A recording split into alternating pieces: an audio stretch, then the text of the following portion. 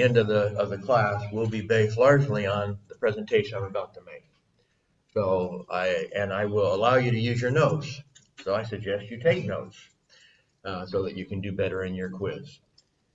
It will include some of what we covered in the last class, but I'd say, well, at least 3/4 of it will be discussed today, and maybe more than that, 80%. I don't know. So listen up, take notes. You can use your notes. Any questions on the assignments? I think we went over those pretty well in the last class. Any questions still that I can address about your assignments? Okay, so we agreed on a deadline then for the 2nd of November for this first project.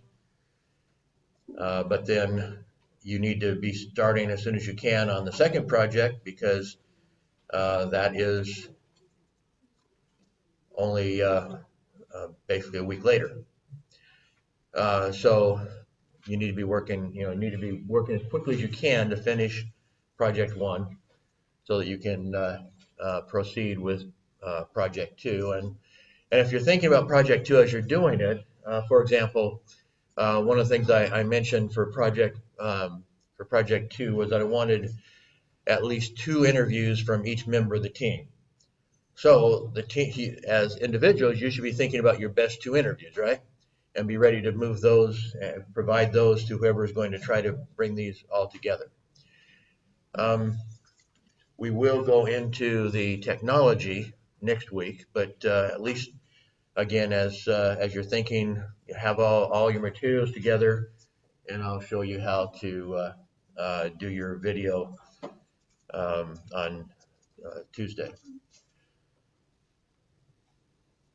There are, by the way, what I'll be teaching will be for freeware, because I don't know what you have access to otherwise. And so, well, it's not exactly freeware, I guess, technically, but Movie Maker is free as long as you're using a Windows-based computer. It usually doesn't download automatically with your Windows operating system, so you do have to go to Microsoft and I think it's what they call it, Microsoft Tools. I'm not sure. It's you end up downloading more than just Movie Maker. It comes as a package of additional items that, as I said, don't necessarily automatically download with your operating system. So you need to go to Microsoft to get that. But there are, I would dare say, hundreds of YouTube videos on how to use Microsoft or to use Movie Maker. But as I suggested last week, you should watch the more videos that have been done in the last few years, because about 5 or 6 years ago they changed Movie Maker quite a bit. Some of us didn't like what they did, but nonetheless they did it. And so what you will be downloading will be the newer version that was that was created, I don't know, 5, 6 years ago. I don't remember exactly when. So that's the one you should be studying. And so that would be in a more recent video than one longer ago than that. The other thing that you can use also is Audacity. That is a freeware. You just look up Audacity.com. It's AU like audio, Audacity with a city at the end. CITY at the end, so Audacity.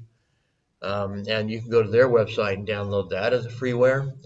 And as I mentioned last week, it is really an extraordinary freeware for the power that it has. And there's also hundreds of YouTube videos on how to use Audacity.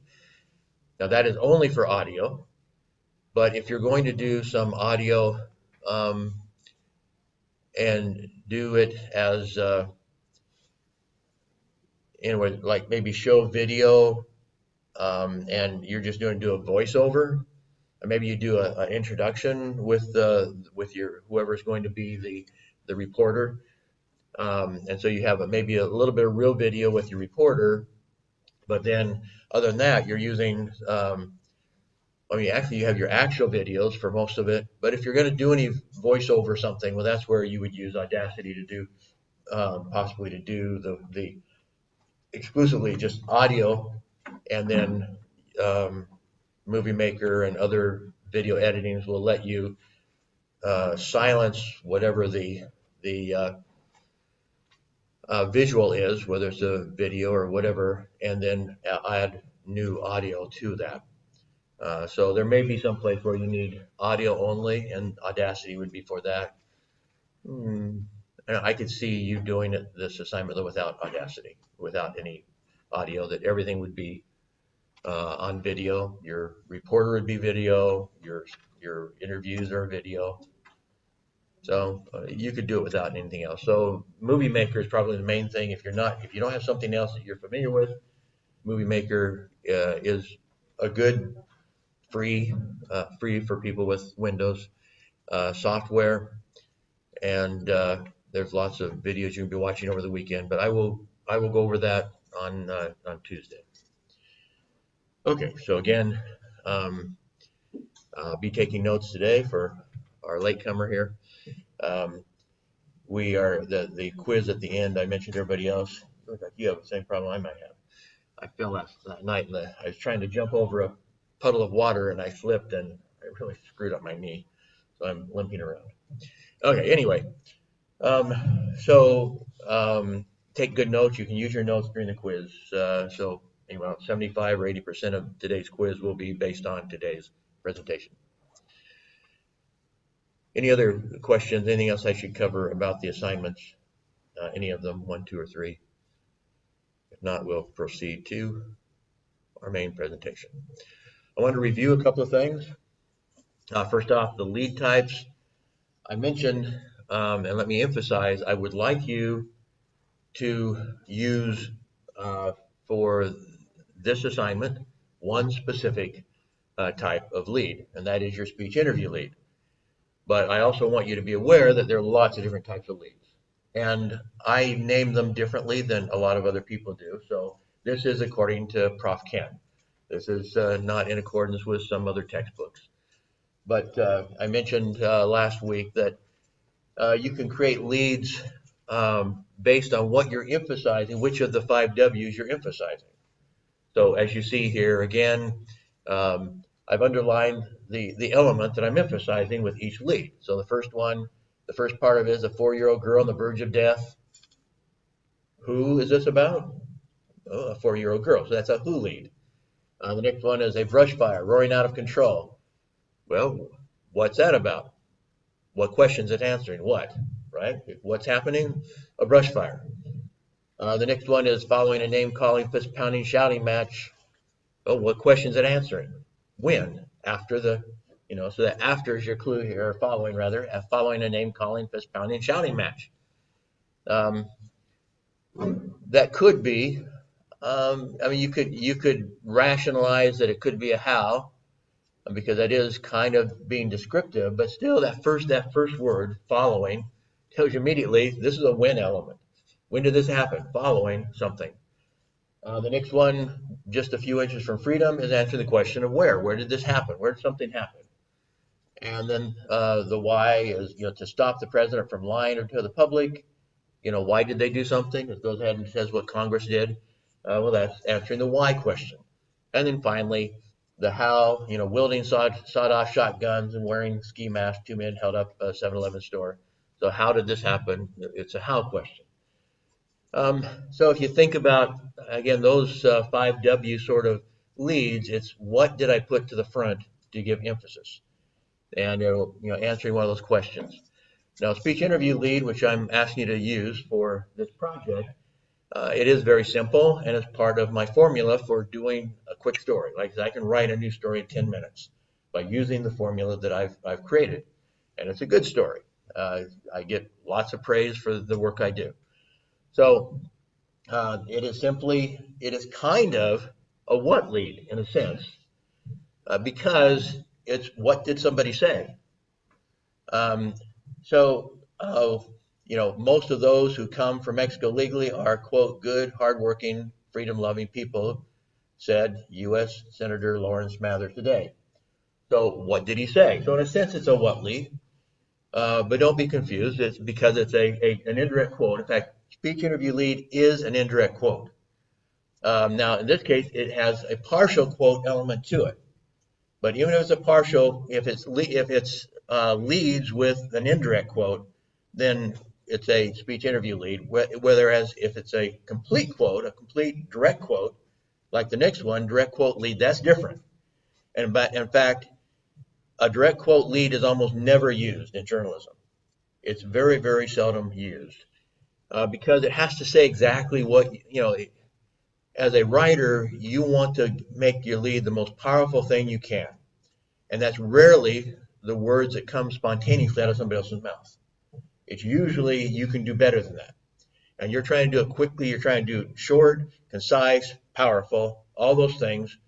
And the other element of a lead is a lead should lead. A lead should lead exactly where you want it to go. And so it's not just lead in the sense of being first, but it also leads you into your story. And so there is a difference, and make sure you understand the difference between a speech interview lead, which is an indirect quote, could have some partial quote to it, as exemplified here, but as opposed to a direct quote, which is exactly that. It's a direct quote lead. And then the cartridge lead breaks. I mentioned the other day that a lead should be no more than 35 words, typically 15 to 35 words, preferably less than that, preferably down closer to 20 to 25 words, because you want it to be short, powerful. You want to make sure that your reader reads your lead, and you want to make sure your lead is powerful enough to get their attention. That is your showcase. That's what's going to draw them into the story. Very frequently, readers are by their very nature skimmers, especially in this day and age. We're so busy, we skim. We skim headlines, we skim leads, and we decide whether or not to read something. When somebody says, I read the newspaper yesterday, liar. No, you didn't. I'll bet you $100 you didn't, because that suggests you read every story, all of every story. And almost nobody reads all of every story in a newspaper. They just don't do it. People are skimmers when it comes to newspapers. They read what's interesting to them. The women rarely read the sports section. Men very rarely reads the feature section, especially if it has stories about recent marriages and stuff like that. Men don't read that, hardly ever, unless somebody they know. And so you can, we know certain trends and so forth. Parts of the newspapers are prepared for a certain type of demographic, other parts are for a different demographic, and that's the nature of a general interest newspaper. But regardless, even if it's something you're interested in, if I'm reading sports, I love sports. I don't read every sports story because I don't love all sports. I don't follow all sports, and so I'm reading the ones that are interesting to me. And so even though I'm a sports reader, I don't read all the sports stories, even then. So that's the nature of people. So your lead has to be powerful. The shorter it is, the more likely they're going to read it. The more powerful it is, the more likely they're going to continue until they get bored and then they quit. And most people don't read all of any story unless they're really interested in it. In which case, if I'm a fan of a certain sports team, I may read the whole story of entire sports story about my team, but I don't read the entire story about somebody else's team. I read part of it. If I want to find out what happened in the game, maybe, but nothing else. In international affairs, I was kind of talking about that before. I read more typically if it's about something about in my community. We look at that proximity factor, right? If it's in my community, it means more to me because it's more likely to affect me. If it's from England, where some of my ancestors are from, I'm more likely to read it than if it's from one of the nations of Africa. That's just the way it is. It's cultural proximity, not just geographic proximity, but cultural proximity, and so forth. So we just simply have reading habits, and they lead us to be skimmers, and that's not a bad thing. That's just reality. So your lead is very, very important, and then of course everything's important, but your lead is what grabs their attention. Your lead, typically in a newspaper, the editor writes the headline. If they ask you to suggest a headline, that's nice. Sometimes I've asked my writers to suggest a headline, but ultimately, it's not just the content of a headline, but if you're the editor designing the page, you don't know how long you want the headline to be yet. So the design of the page becomes critical, and somebody who just off the top of their head suggests a headline may not suggest a headline that fits in the space you provided in your newspaper design. So that's why an editor almost ultimately has to be responsible for the headline. So if it's at the top of the page, it needs to be bigger. If it's at the bottom of the page, a little bit smaller. If it's one column, that's totally different than one that's 6 columns. If it's a 6-column format, everything is different depending on how you're laying out that page. So consequently, a writer really can't write the final headline unless he's also the editor, which sometimes I was. Anyway, the cartridge lead I just mentioned, that typically a lead should be 15 to 25 and maximum 35 words. A cartridge lead is not that example. A cartridge lead, by definition, is very, very short, and it will grab your attention because it's short and powerful. And so you're talking 4 or 5 words, something like that, such as this example. Okay, so I just wanted to review that again, and again, the one I want you to use is which? Speech interview lead. Okay, I will be critiquing you on that. I want you to write a speech interview lead. I want you to make it good.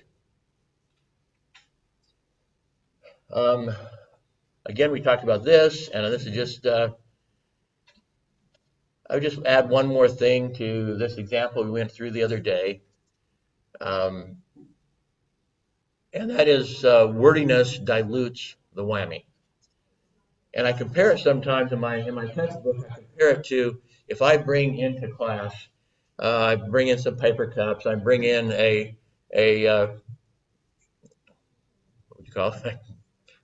I'm losing my English, not because I don't speak it, but I don't speak about use for certain words. Anyway, a pitcher. So I bring in a pitcher of juice. And so I start filling up some of these paper cups for each of you, and we go down this first row and the second row, and I'm running out. And so I happen to have another pitcher of water, so I pour some water in the juice and mix it up, and I go to the next row, and I pour some in, and I get a couple more rows, and I'm running out again. So I pour in some more water, and I mix it up, and I come down here, and I pour you guys some diluted juice over here. Are you excited for that juice? No. It's overly diluted, right? It no longer, I actually dilute a lot of my juice just in order to get fewer calories and just have a little bit of a taste. And so I might be fine with it. But most people want juice to taste like juice and not taste like, tainted water. Well, that's what you do with words sometimes if you put too much information into your one sentence lead and you make it too long. So even a 35-word lead can be too long if you put too much information in there that dilutes your whammy, your hook, whatever you want to call it. And so so the example 2 is not over 35 words, I don't think. And so technically it's within bounds. It might be around 35 words, but I think it's within the boundaries of 35 words. It's still too wordy.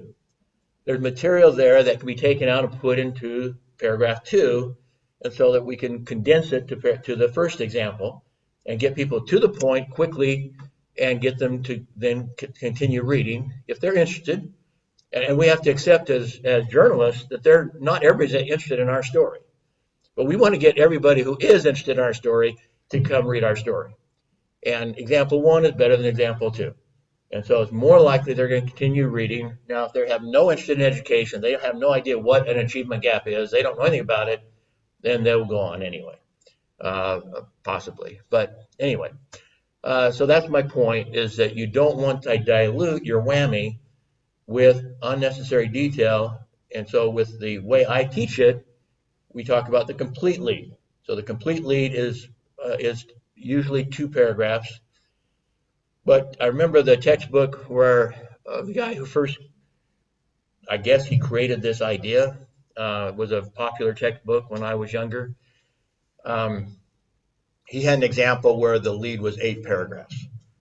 And so I think in my textbook, I have an example of one that's, I think, even more than that. It's possible to have a really long lead, especially if it's a descriptive lead. You're going, like the example I had is describing, setting you up with it, kind of like a story, and then it has a surprise ending, and now you're going into the real story. And so it's like 8 paragraphs of descriptive narration, and then bam, we come to the point.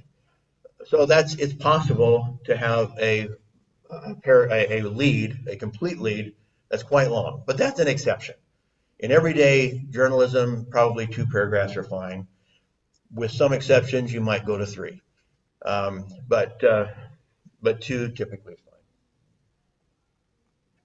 fine. Okay, today I primarily want to emphasize what I call the 8 I's of information gathering, or elsewhere I might say the 8 I's of reporting, which is the same thing.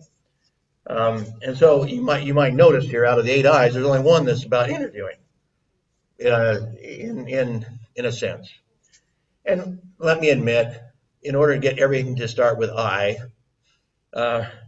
may be pushing the meaning of, I may be separating things in such a way that I don't know, you might question whether I should have organized it this way. But I had reason to do it this way, and it comes out and it sounds interesting. 8 I's of investigative reporting, or 8 I's of information gathering, 8 I's of reporting, whatever, 8 I's.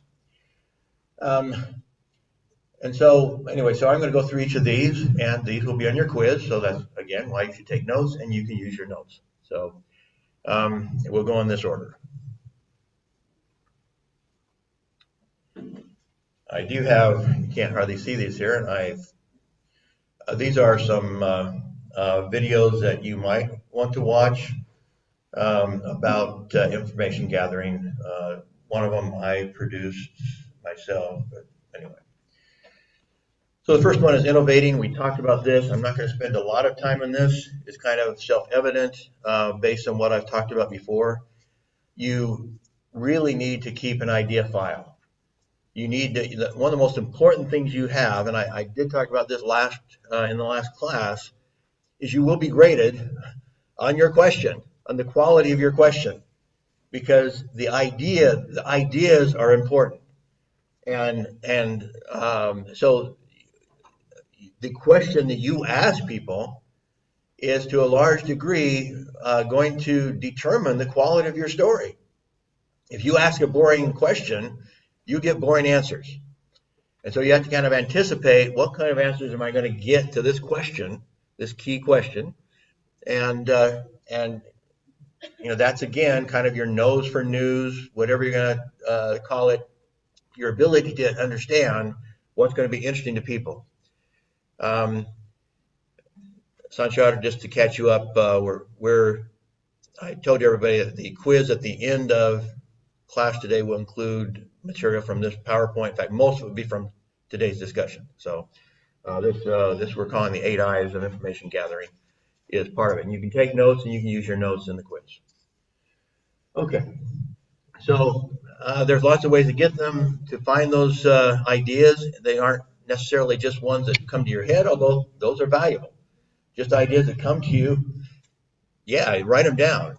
If you don't write them down, if you have this idea, you wake up in the morning and you have this idea, something you want to write, and then you don't write it down, you may not remember it, or at least the details of it, 3 hours later. So, excuse me. So you need to write things down in some sort of an idea file. You can also, part of this is clip stories from other newspapers and magazines.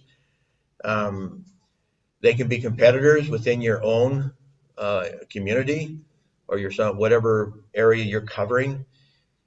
I mentioned before that I think a lot of my stories in my first job were stories I found from the daily newspaper that I thought they did a really bad job of covering. And very frequently what they failed to do was ask the how and why questions.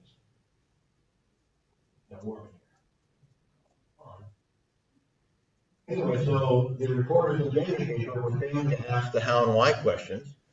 And so I would take, if I saw a story in the daily paper that I thought could be expanded on, I would start with their story, and I would call up their sources, the main sources anyway. And my first question would be, is everything in the daily paper accurate?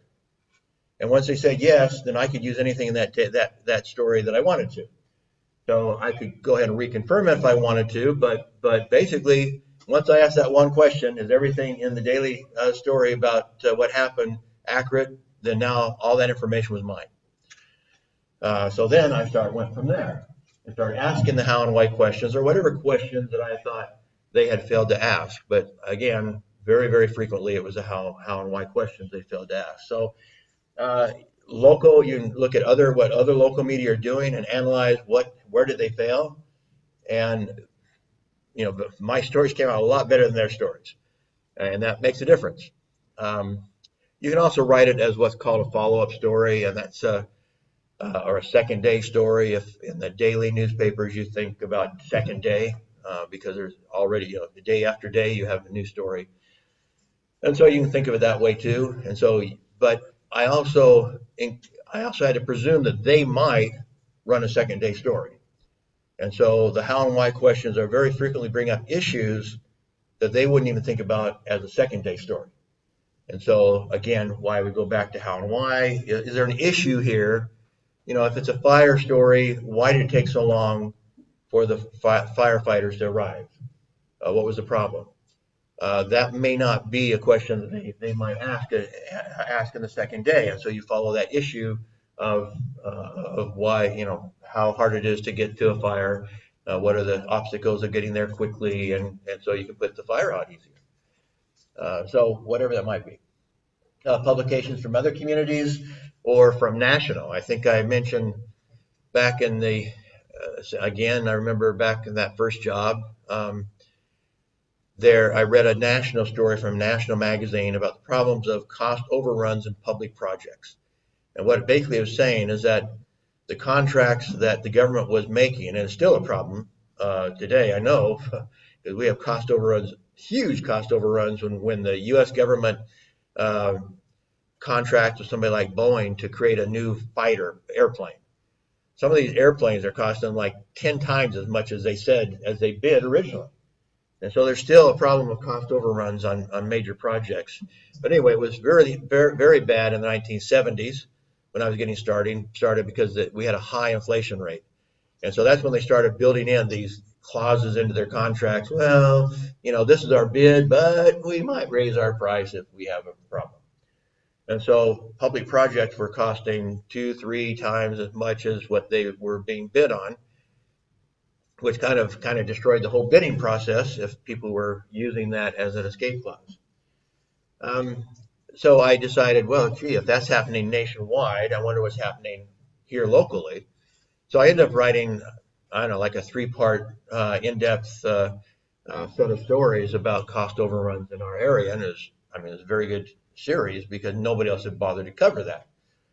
So you find story ideas as you read or watch, national news or something too. Another example of that was I had read, I don't know where it was, I read about a sting operation that the police had pulled in a small community somewhere in the South where they sent a minor into liquor stores to see if the liquor stores would sell to a minor. And so I thought, well, that'd be easy to try. Let's see if we can do. So we found a minor willing to do this, and I sent out a reporter with the I don't know, she must be 17 or 17-year-old girl into these liquor stores to see if they would sell her alcoholic beverages. And in 8 stores she went into, every one of them sold to her. Some of them asked for her ID, and then somehow they couldn't do their math or something. They still sold to her, even though they looked at her ID. Others didn't even bother to look at her ID. And so we had evidence, and we collected the alcoholic beverages. She didn't consume any, so we didn't encourage her to break the law, other than just to buy them, given to the reporter, and we had all the. Then we actually, in this case, I used a technique that was taught that I learned from a top investigative reporter in America at the time.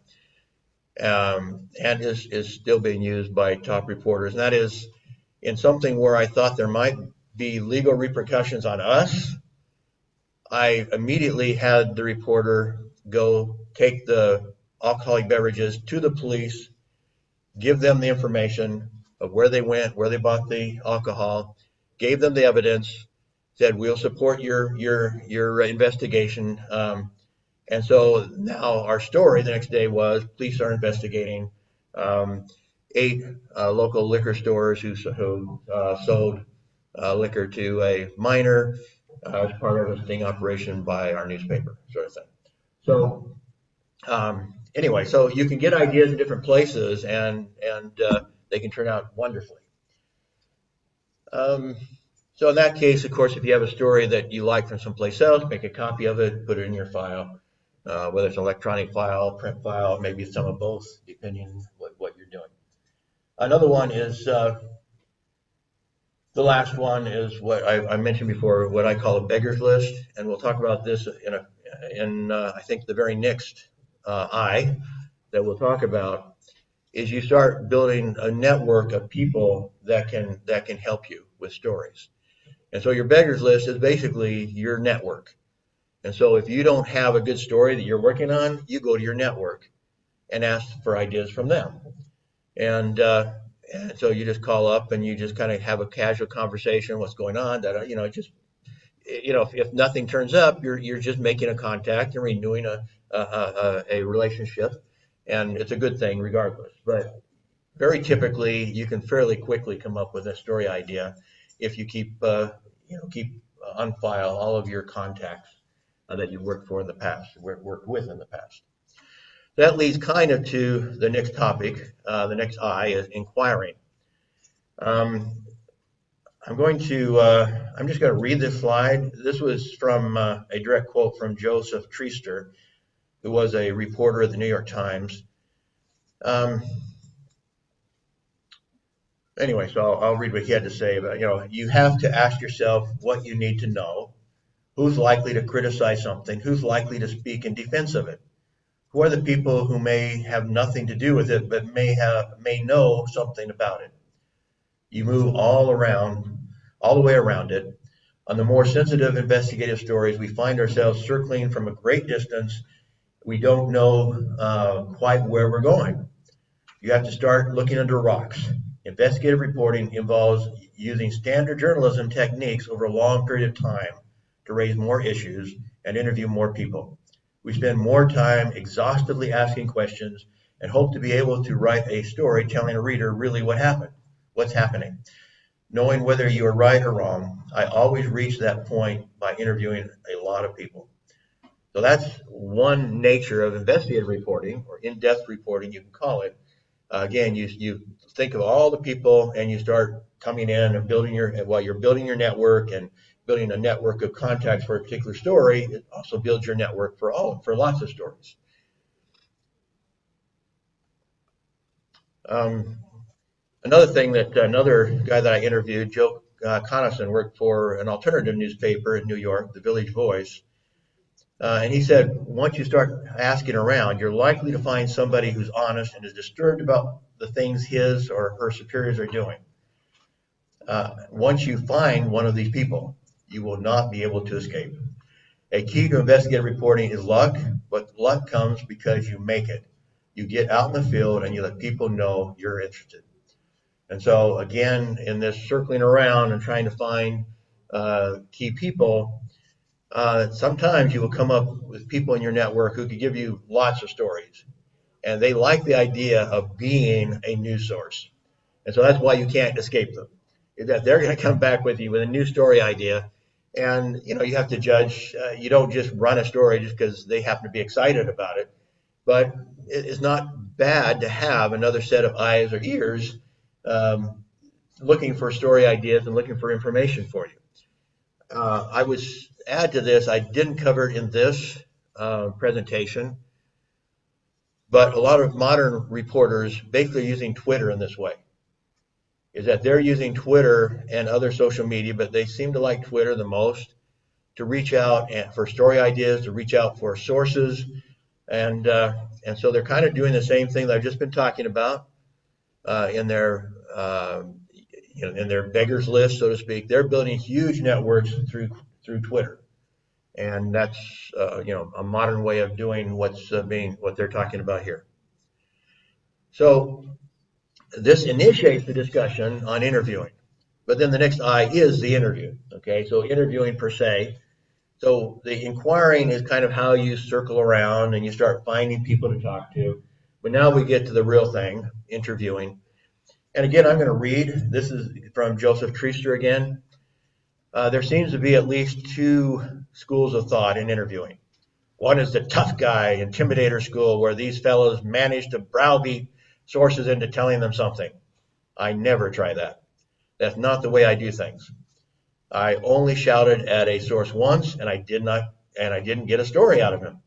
My approach is to go into an interview situation as a very sympathetic listener. I walk in and try to loosen him up and myself. I try to show him that I'm not going for his jugular. I try to be as friendly as I can without compromising my own position. I try to create a nice, unthreatening atmosphere so he can talk. We start with real easy questions. If I know the guy is lying to me, I just make a note of it and come back later. Then I say, I heard that a little differently. I know if it's right. I don't know if it's right or wrong, but and you go into that. I give him a chance to back out of it.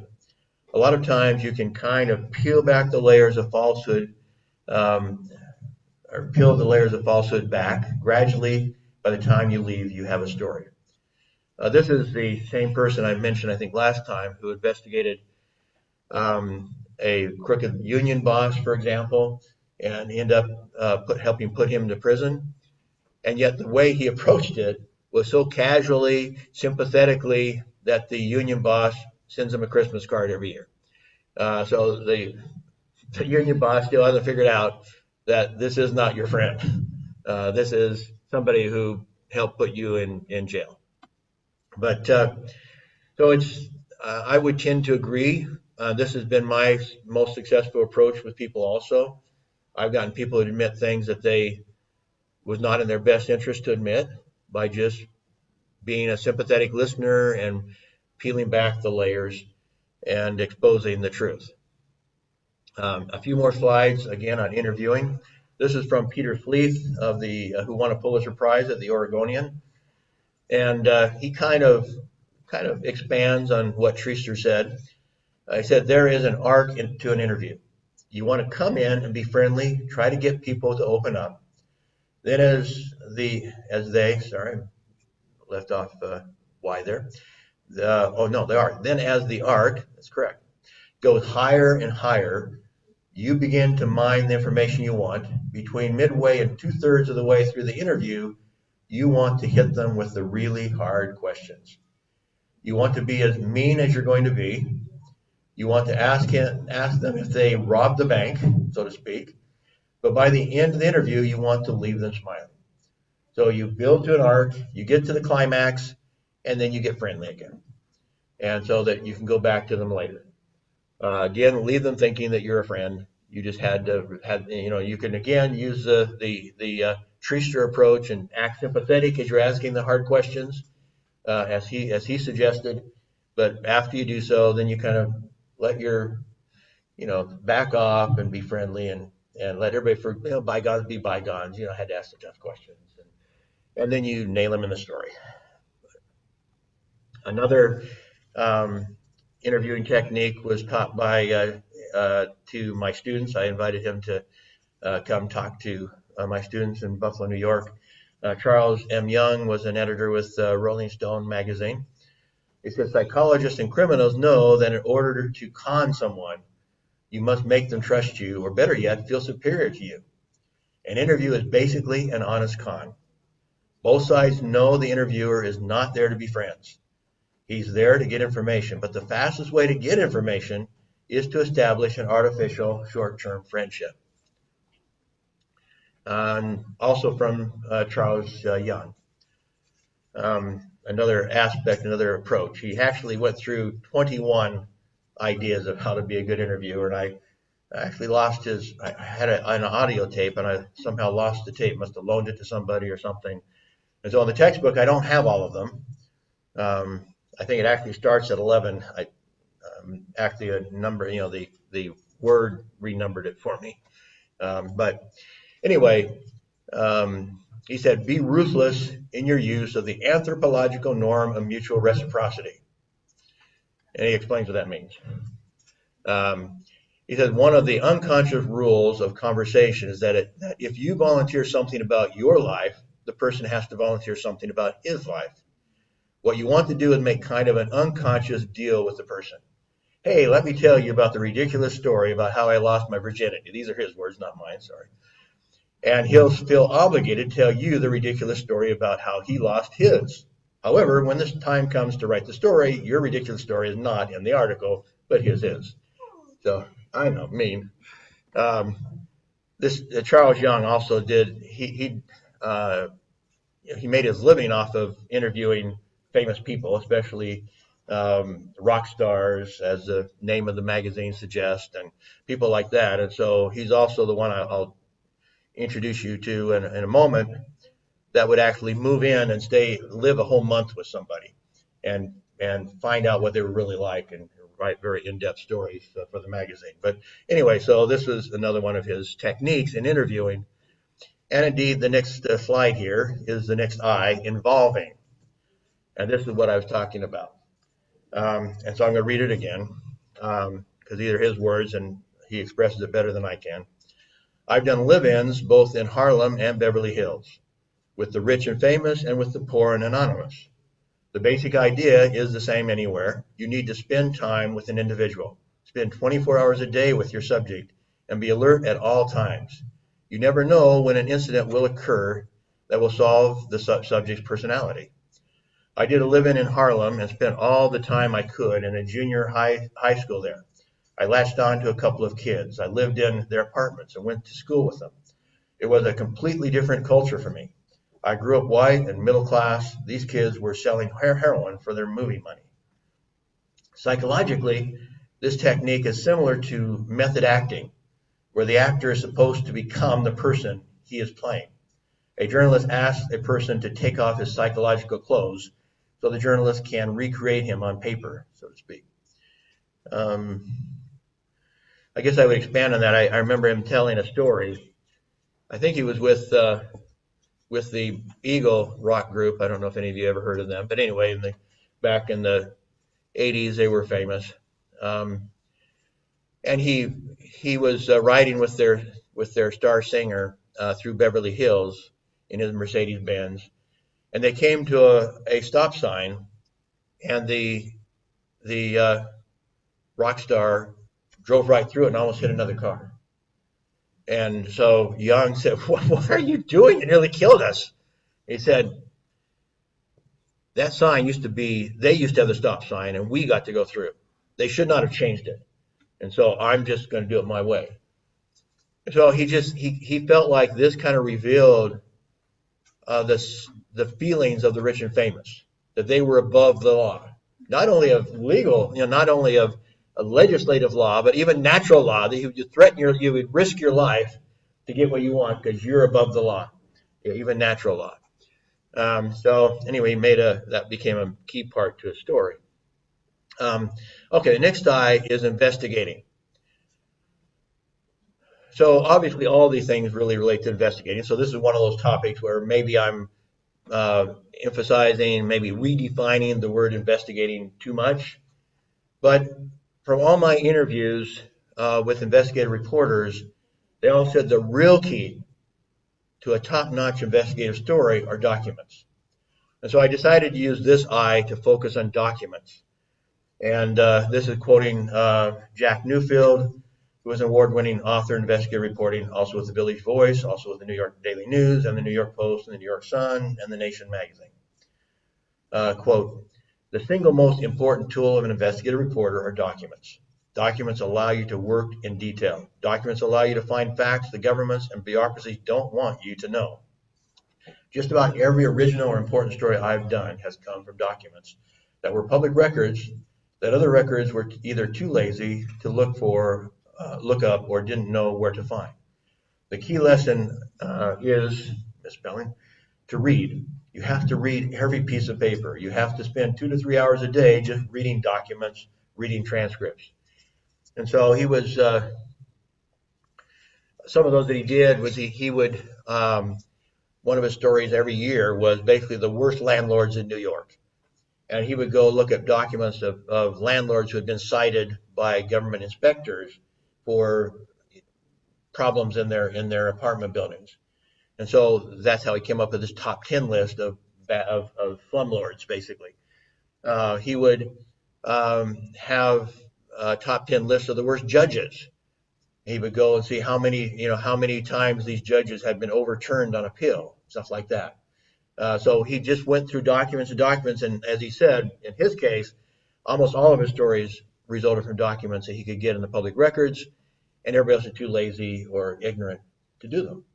And so investigating, I'm redefining a little bit here as particularly going after documents, because that, as he said, is really and I'm seeing it right now in all this back and forth between the Democrats and Republicans with Donald Trump.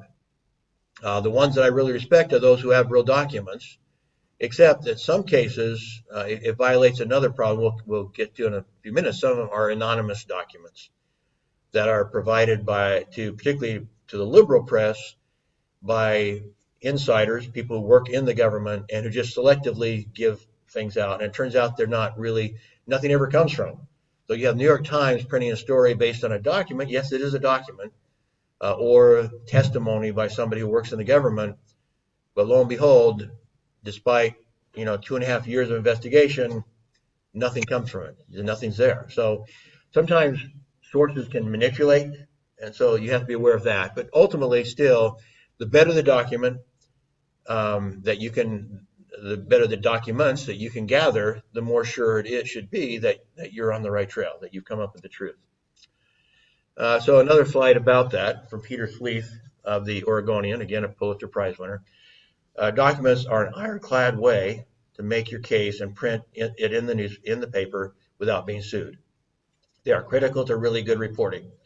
Any way you can get documents is fair game. Documents are the gold standard. I know reporters who all they did was go after documents to become great reporters. Sleeth did a lot more than that. It wasn't his only technique, but he definitely knew the importance of documents. A number of, I did not put it in a slide here, but a number of them talked about, in America anyway, it is if people put out their garbage, it had to go to court to prove it, but according to the courts in America, garbage is fair game. So people will go through the garbage of politicians or whatever to help find evidence against them. So anyway, like I said, wherever you have to get them, they go for them. Okay, the next I is insisting. Now this is really an extension of interviewing, kind of, but it could involve more than just interviewing. So it's but it's more or less interviewing 2.0. So again, coming up with 8 eyes, but this is a special part of it. So this, I think was my own writing here, but it's based on my interviews, and I'm still going to just read it. Penetrate beneath the obvious, the superficial. Few stories could not be dramatically improved with more probing questions of more people. The 2 key questions most frequently overlooked are how and why. Detail by detail, moment by moment. How did this happen? What did you say? Recreate the scene for me. How will this affect consumers, taxpayers, business, employees, the economy, the society, the government, the future? What are the ramifications and consequences? How can we illustrate this problem? Give an example or two. How would you argue the case for this? How would you argue the case against it? Weigh the pros and cons for me. Why did this happen? What led up to it? Who's really to blame? Why do you think they are doing that? Why doesn't anyone do anything? Why didn't you do something? Why aren't you doing more now? Why are you telling me these things? But what is your motivation? Lots of questions to ask that most reporters don't get around to asking. So The insisting is the in-depth interviews that, to a large degree, other information as well. Because even in asking these questions, part of your question could be, do you have documents? I should have put it here. Do you have documents to support what you're saying?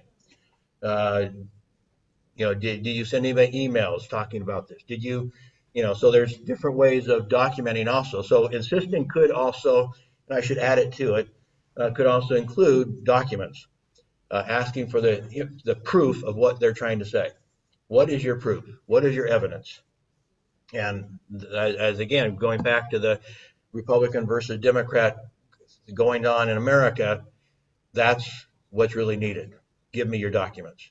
And let us weigh the documents on both sides, the proof, the eyewitnesses. What do we need? We need evidence because we've got this back and forth. He said, she said, he did, she did, whatever sort of thing that is destroying the country right now. Very much dividing the country, and to a large degree because people aren't doing their homework. They aren't being good reporters. Going on with the same topic, to gain cooperation, it is helpful to give the impression that you have other ways of obtaining the information. I think I talked about this, like maybe in one of our first classes, particularly from the other side. So you pretend that you have other information sources, but that it's to your source's benefit that he answer your questions. Top reporters learn to be expert manipulators. It does not necessarily require outright deceit or falsehood, but it does require the reporter to recognize and subtly utilize the power of the press. And so you're just suggesting this is going to come out. There's other people that know about this. You can give us your side now, or you can wait for the first story to come out and make you look like an idiot. So you use the power that you have as a journalist to get people to talk to you, and you can do it in a very sympathetic way. There's, you can not threaten them. You don't have to threaten them. But you just, imply, there's so much information out there. People are starting to talk about this. A story's going to come out any day now. Do you want your side in it or don't you? You can wait if you want to. And when the first story come out, and then you can respond. This stuff. This is probably going to be more than one story. It's going to lead to a bunch of stories, and if you don't get your side in, people are going to think that you're guilty. So, that's up to you. When you're ready to talk, I'm here to listen. Again, very, very sympathetic. Just trying to be fair about this, so forth. Another tough way of handling a tough source. Excuse me. Background key people and issues ahead of time. Request copies of reports and budgets, etc., which are discussed. Don't hesitate to talk to council members, board members, and other key participants before and after public meetings. You need to get more information that is conveniently presented in an open meeting. There's always more to know in order to gain a full understanding, and people are always more open in one-on-one interviews than in public meetings. So again, this is where I did a lot of my work in going to public meetings, but never basing my stories on what was said in public meeting. Partly because I was always playing David and Goliath. If you're familiar with that story, I was always David. I was the little guy, or not always, but most of the time. And so I was always competing against bigger media with bigger budgets and more reporters. And so I needed to find different angles, needed to go more in depth. And so I almost never based a story on the public meeting. I based my story on other information, other interviews that outside of that meeting. Another item relating to handling a tough source. You need to understand the difference between keeping a source confidential, anonymous, unnamed, or going off the record, or background only. To keep a source confidential or unnamed, you still get to use the information in your story, and you will want to describe your source in order to achieve some level of credibility. So you just can't say some anonymous person told me this. Preferably, somebody with firsthand knowledge in the government. You're trying to give some credibility to this person, but with that anonymity, confidentiality, unnamed, whatever you want to call it, you're protecting that person from some sort of, from being somehow hurt by people in power. Sometimes physically hurt, sometimes just, and their employment is hurt, something is going, some reason. You have to have a pretty good reason to give somebody anonymity. Why can't you go into public? You don't just give it to people willy-nilly. You just don't give it to people because they want it. They have to have a reason why they need it before you agree to it at all. And that should be with some reluctance. Meanwhile, going back to what I wrote, anyway, so you leave out their name and keep the description vague enough to keep the source from suffering some kind of harm he would otherwise suffer. But then going to the next part, to go off the record or background only means you cannot use the information in the story without finding a different source. So now you can't even use the information. So they're just telling you something, like they might know that the mayor stole a bunch of money. And they can give you evidence of that, perhaps. They can lead you in the right direction, but they say, if you even talk about it without other sources, I'm dead. I could be physically killed. And so in that case, they're giving you a story with information you cannot use directly in protecting them. Now you should be very reluctant to do this, but some of the great stories have been done starting at this point. And then with that information, now you can go to somebody else in your network and start circling around, as we were talking about. You start circling around, trying to find somebody who is, or maybe it's even more, this is probably where it's more important to go look for documents. Because if this person could be killed or somehow harmed, or even talking about the subject, could there be documents you could find to start giving evidence? So now you can start confronting people and say, okay, this document says, and that's what Joseph Treaster, when he put the union boss into prison, he had documents. So he obviously in that case did his homework with documents, and then he went and got the guy to confess ultimately. So in this case, if you're agreeing to let somebody go off the record or background only, you have to be very careful. Another reporter I interviewed who did stories about the mafia, he said sometimes he had seen people in the mafia get you to agree to this just in order to get you to stop looking. And so you agreed, and then you realized that they were just trying to manipulate you by getting you to back off because they knew that you couldn't find more information, because they were going to kill anybody who would possibly tell you or whatever. So they knew you weren't going to get information, but they didn't want you investigating. So they say, okay, I can give you this in background, and they give you some information. It might even be false information, but it's about the subject that you were asking about, and they're just trying to, just manipulate you. So you have to be very careful about going off the record or doing background only. Make sure, going on here in my paragraph, make sure the terms of your agreement with the source are clear before proceeding. You should make sure the source understands that agreeing to keep him unnamed does not prevent you from putting the information in your story and sharing his name with your editor, if that's the deal. That you're negotiating here. Now, maybe in this case, they say you can't use the information. Well, in which case, again, you need to negotiate.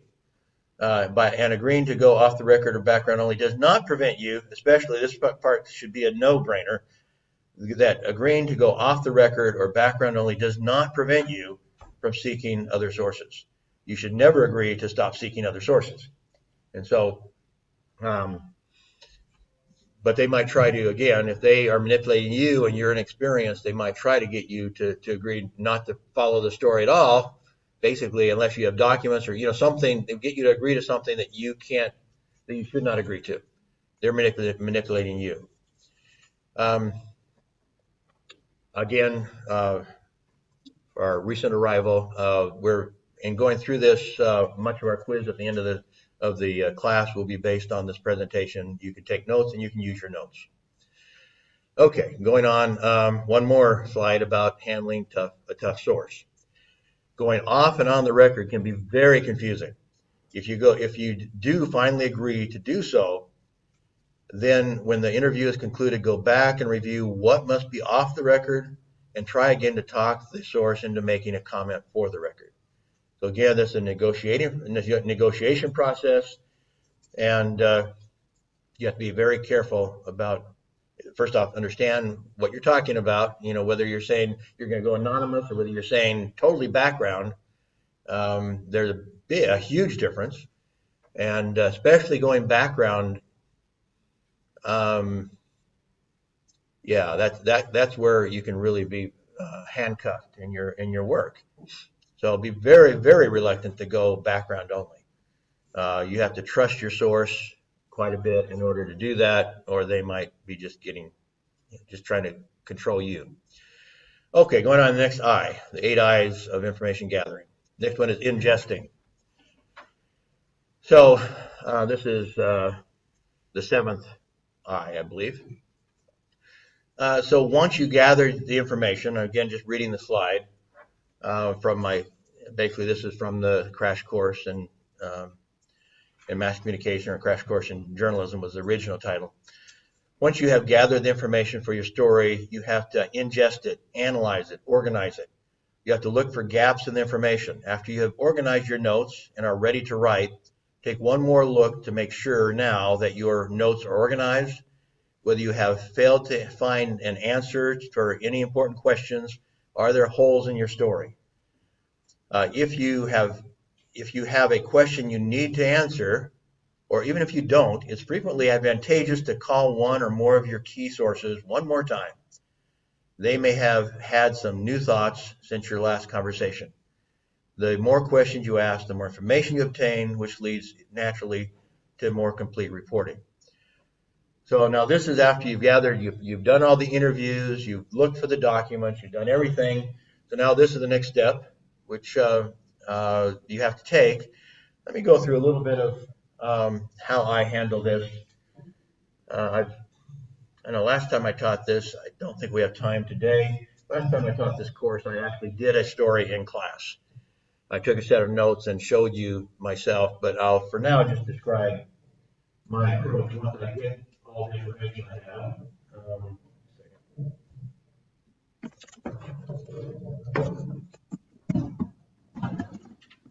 I didn't think I'd need my stuff here.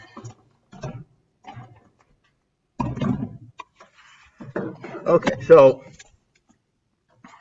I'll use the blackboard right behind me here, so maybe you can see I've been slipping here anyway. I think I was headless in most of this presentation. And I'm going to try to, I guess I'm not going to, yeah.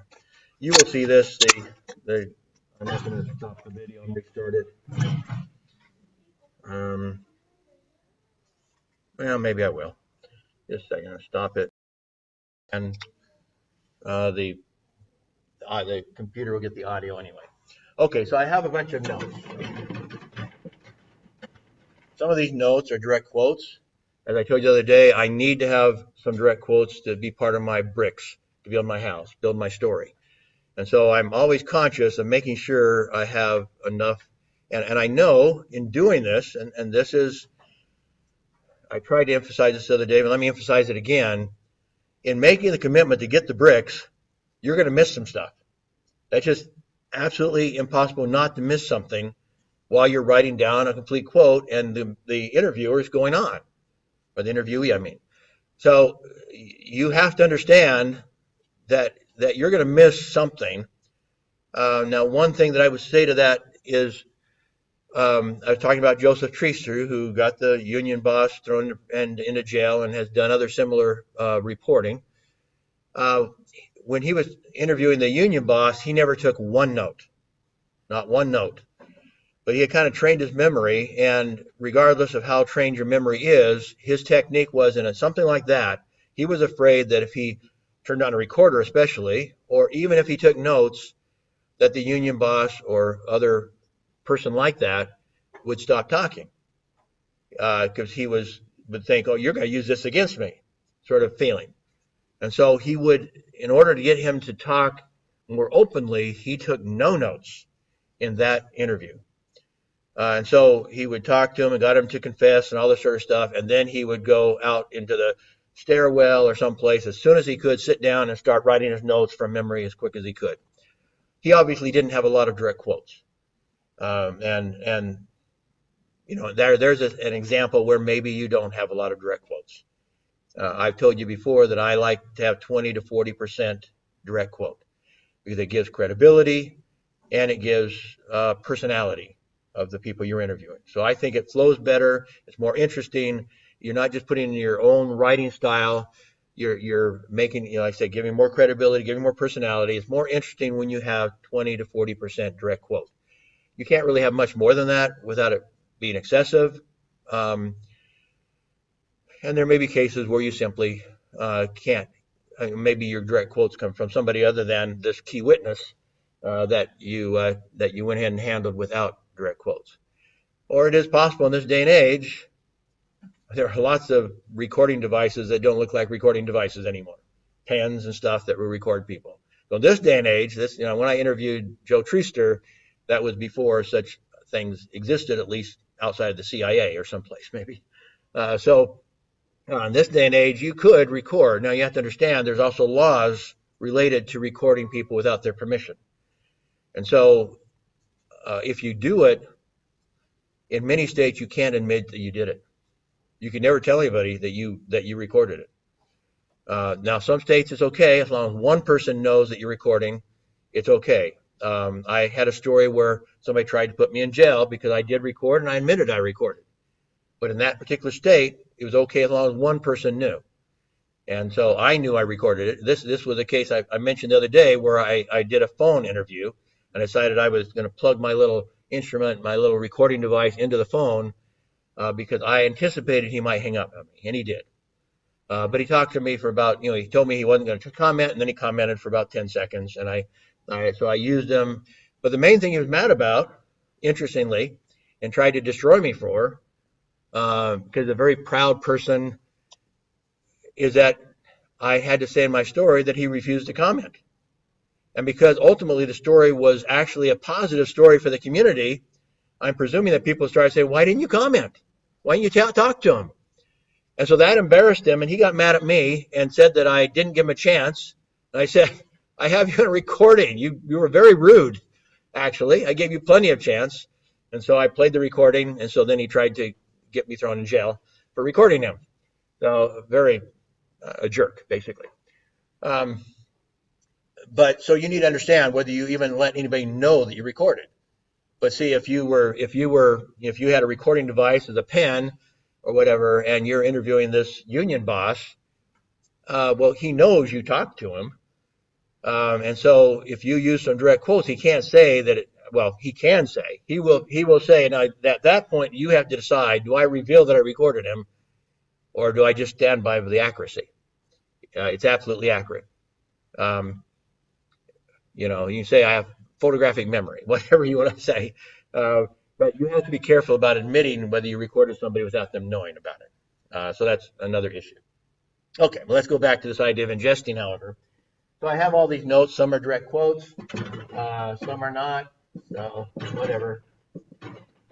And some may be partial quotes, and those partial quotes may help me remember maybe it doesn't remember what the direct quote was, but it does give me help. It does remind me what he was talking about. And so that partial quote, it may decide, I may just go ahead and put quote marks around it, but then unless I decide to actually use it as a partial quote, I'm just going to convert that into an indirect quote and not try to make it a direct quote. If there's something in that partial quote I ended up with before I abandoned it and went on to something else, then it is possible to use a partial quote within an indirect quote if it makes sense, if it adds value. Frequently it doesn't. So some partial quotes end up just being indirect quotes. You add to them, and you should do basically what Treaster did. And so even with your notes, your partial quotes and your complete quotes, your partial quotes, everything you've written down, you go back and you sit down as soon as you can and fill in the blanks. Fill in from your memory, what else did he say? So you have this partial quote that you can't use as a quote, but not as a direct quote, but it does remind you, so you write down the rest of what he said, the essence of what he said. And so you have that as an indirect quote, possibly as a partial quote, but again, a lot of your partial quotes don't make any sense as a partial quote, so you just use it as an indirect quote. An indirect quote, again, is not verbatim. This is your version of what they said. So you have all of these notes, and then what I do, the most complicated would be something like an interview that covered more than one subject, or a meeting where I was taking notes and the meeting covered more than one issue. That's the most complicated. But regardless, you may end up with a situation where you have various topics. And so if you have various topics, the first thing I do is I go through and say, okay, this is topic A. And I'm not saying it's necessarily the most important topic yet. So I'm not doing that. I'm just doing it in order. And then I'll decide which is the most important one. And this is still about A. This one he went to B. And maybe he went back to A. And this one he went to C. So he's covering some, from what your analysis, he's covering multiple subjects or multiple aspects of a subject, as the case might be. And so you realize you're going to have to, as you're in your story, you're going to have to treat these a little differently, a different place in the story. So you're dividing it first by topics. Now I go back and I say, okay, here's, and this goes on. This is not the full set. But I go back then and say, okay, I have three notes here about subject A. Is that the most important? Well, regardless, right now, I'm just going to say, this was the most important that he said about topic A. This was the second most, and this was really the third most. So now I'm prioritizing what he said on a certain topic. And then I go back, and if I should have more than one B and more than one C, probably, if they are of any importance at all. And so I decide, okay, is this a 1 or a 2, whatever, and this is a 1 or 2. So in that way, now you can do that. If you're putting all your notes down in a computer, now you can start cutting and pasting. So you can do it physically, or you can, in essence, do it digitally. Instead of using this, the first thing you might do is color code it.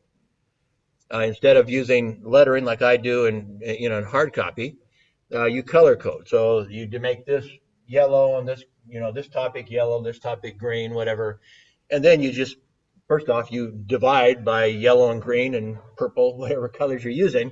So now you have everything, all your notes in one place about this subject, all your notes for this subject, all your notes for this subject, and now you start ranking. And again, you can cut and paste.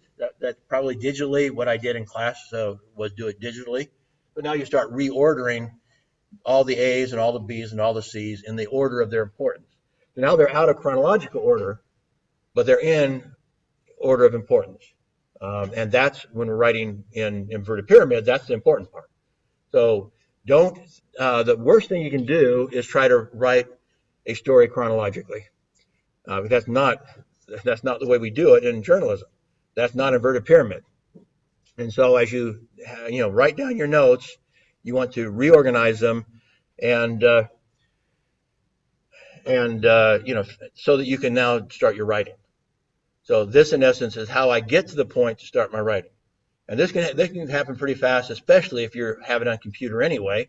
So you might be taking hand notes, and then you just go ahead and type it into the computer, along with, again, if you might have some more memory about the partial quotes you got, and you make sure that you add the other information that you have, and then you're ready to write. And so you decide, was it A, B, C, what topic is the most important? You choose that topic, move that to the top, you cut and paste all the B information up to the top if that's your first priority, and move A down because now you decide that's not the whammy, that's not the important part of your story. And now you're ready to write. And you start converting into indirect quotes and direct quotes. For our purpose, as I said the other day, one thing I'm looking for then, I've reorganized it, and so I find a direct quote, and let's say I decide that B is my top topic, that's the whammy. Now I find a good direct quote, and if I'm writing under deadline, that direct quote, where am I putting that? What did I tell you the other day? Where am I putting the best direct quote I have? Where? The direct quote I'm putting in paragraph 3. So why? Why did I put that in paragraph 3? because going back to what I was telling you earlier, we don't use direct quote leads. So the direct quote is important, but we don't use direct quote leads. We use speech interview leads. So now I look at that direct quote and I think about other aspects around it. And now I write my lead as a speech interview lead, which is an indirect quote, not a direct quote. Then I go paragraph 2 to finish the 5 W's. And now, voila, there as my bridge into the rest of the story is a direct quote that brings me right back to the same subject I treated in the lead. So now the hardest part of writing a story are those first 3 paragraphs. And so if you solve the first 3 paragraphs, the rest starts going. That's when you can write a story in 10 minutes. It's because you've organized it, and you've written your first 3 paragraphs, and you're ready to go, baby. You're ready to go full blast. And what I do then with the body is I typically, if I have some good quotes, I tend to go indirect quote and kind of leads me to a direct quote, another indirect quote leads me to another direct quote, another indirect quote leads me to another direct quote. And so if I have somewhere around 40% direct quote, I'm just going back and forth, indirect quote, direct quote, and I let the indirect quotes be my transition to the direct quote. And so the indirect quote flows me, so the story flows real well, right where I want it to go. Indirect quote, if I have a good direct quote, put it in. Another indirect quote leads me to the next item that I want to. Do I have a direct quote? If I do, I put that in there. Another indirect quote leads me to the next item that I want to talk about. Another direct quote if I have it. And so I just weave that story, and that can go really fast if I've done my organizing, right? And so bam, bam, bam, a 10-minute job. So I think I mentioned that that one of my stories that I did when I was at the daily paper was when this car ran off into the river. Did I tell you that story? Did I? No. Okay. Well, anyway, as an editor at the newspaper, the reporters, they start early in the day because they have to write the stories, and the editors come in later of a daily paper. Almost all daily papers in America they come out in the morning. People want to read their newspaper when they get up, eating breakfast. That's the habit of most Americans. And so most afternoon papers have gone broke. They've transitioned to morning, and this was happening decades ago. And so even when I was young, there were very few afternoon daily newspapers. Most of them had already transitioned to morning papers. So as editors, we didn't come in until 3 or 4 in the afternoon because we were going to work. In my case, I would be working until 2 in the morning. And so, and the reporters would go home. They had very flexible schedules depending on who they were going to interview, what meetings they were going to go to. They had very flexible schedules. So sometimes they'd be there pretty late, but probably by about 9 o'clock, most reporters were gone. So we would use radio scanners that would allow us to listen to the police and the fire departments talking to each other and talking to, like one officer talking to another officer, that sort of stuff. Yeah, they allow that in America. So we were using scanners to listen to what's going on. And so about midnight, we were all done, we thought. And suddenly we hear that a car has driven off into the river there. And there were four or five people in the car. And so they were calling out search and rescue. People, scuba divers, to come out and go into the river to find them and pull them out. And so I decided, well, we don't have any reporters here. I'm going to grab a notepad and go cover the story. So I went out there. This was a hard story for me in some ways, emotionally, because the police were there, obviously already, but nobody was going into the water. The scuba divers did not show up for more than a half an hour. I think it was more like 45 minutes before the scuba divers ever showed up. And so, I talked to him. I was willing to dive in and go see what was going on. And I still have regrets in some ways that I didn't. But the police actually told me not to. And their rationale was that if I went down, that if none of the glass was broken, if none of the doors were open, then there could still be air in the car, and I should not jeopardize lives by breaking a window or opening a door. Well, that made sense, but we didn't know if the doors were shut and the windows were unbroken. And that's where I have my regrets, because it would not have been that hard to dive in. This is cold weather in November in north part of America, so it was not. I would have been cold. I might have been too cold to write the story. I don't know, but I still think that somebody should have dived in to see, if a door was open already, if the windows were broken already, then there was no reason not to go try to save them. Anyway, the scuba divers didn't show up for 45 minutes. I was getting what information I could, but then suddenly all of it came real quickly. The last 15 minutes or so, as they pulled out the bodies, on site, they were just saying, they're in bad shape, but we're taking them to the hospital. So they took everybody to the hospital. When I got back to the newspaper, they were already starting to print the newspaper. We were already past our normal deadline for printing. So they said, okay, Ken, write fast. You got 10 minutes. We're going to chase. We'll stop the presses. And whatever, they typically, the first copy of the paper went to the farthest locations of our area. We had covered a big area as a regional newspaper. So they said, we'll stop the presses and put your story on page 1, but you've got 10 minutes to write it. So my point of the story, and meanwhile, somebody's calling the hospital and they're in critical condition. We didn't know if they're going to live or die. They all died, actually. But the important part is that's exactly the situation where my formula had to work. I needed to write very fast. And in those 10 minutes, probably close to 5 minutes were spent on the lead. Because the lead leads. The lead tells you and the reader where you're going with the story.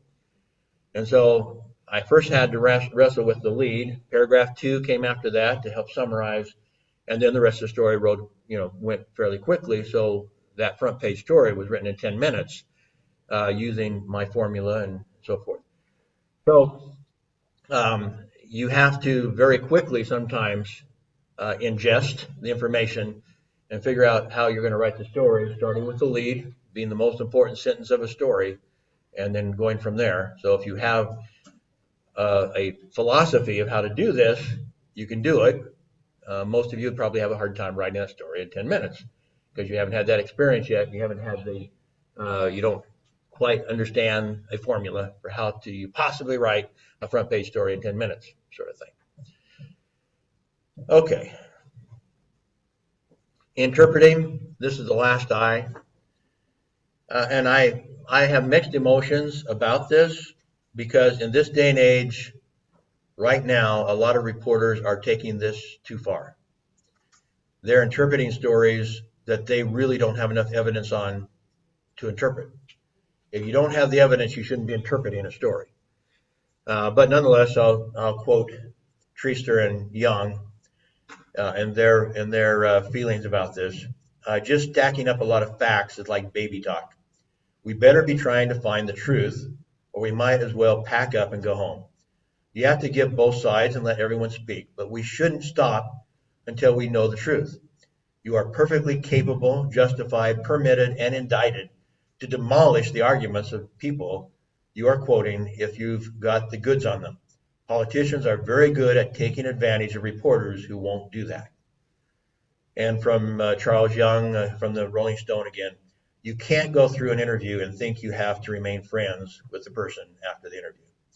If you tell the truth as you see it, and that is your sacred duty, many times you have to incur the wrath of the reader, the subject, and, even the editor. But truth is the only thing that matters in this profession.